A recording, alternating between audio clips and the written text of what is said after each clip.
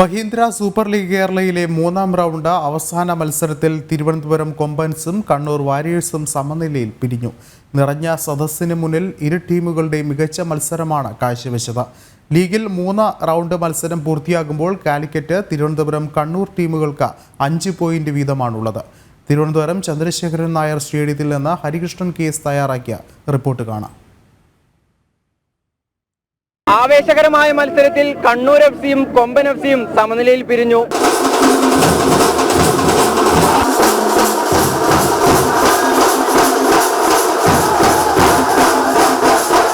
ആവേശകരമായ മത്സരത്തിൽ കണ്ണൂർ വാരിയേഴ്സും കൊമ്പൻ എഫ്സിയും ഏറ്റുമുട്ടിയപ്പോൾ ശക്തമായ മത്സരം സമനിലയിൽ കലാശിച്ചു. ആരാധകരും വലിയ ആവേശത്തിൽ തന്നെയാണ്. ഇന്നത്തെ കളി വേറെ ലെവൽ. സത്യം പറഞ്ഞ നമ്മളെ ടീം മോട്ടൈ റെഡ് കാർഡ് കിട്ടിയതിൽ വലിയൊരു സങ്കടമുണ്ട്. എന്നാലും തിരുവനന്തപുരം കോമ്പൻസ് ഇതാണ് കളി.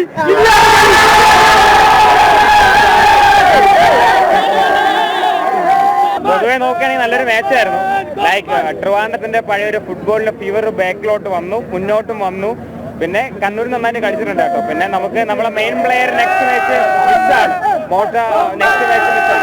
As of now, it's a good match. Good for Kerala football also. Trivandrum football നല്ല മാച്ചസ് വരുന്നുണ്ട്. നല്ല ആരാധകരെ കുറച്ചും കൂടെ മീൻസ് അങ്ങനെ ഒരു കൾച്ചറുള്ള സ്ഥലമല്ല ട്രിവാൻഡ്രം. ഈവൻ നിങ്ങൾ നോക്കുകയാണെങ്കിൽ കൂടുതൽ ക്രിക്കറ്റിനെ സപ്പോർട്ട് ചെയ്യുന്ന ആൾക്കാരാണ്. ബട്ട് എന്നാലും നമ്മൾ നോക്കുകയാണെങ്കിൽ ഇന്ന് സ്റ്റേഡിയം ഫുള്ളായിരുന്നു. ഗുഡ് മത്സരം ആവേശകരമായ മത്സരം സമനിലയിൽ പിരിഞ്ഞെങ്കിലും ആരാധകരും വലിയ ആവേശത്തിൽ തന്നെയാണ്.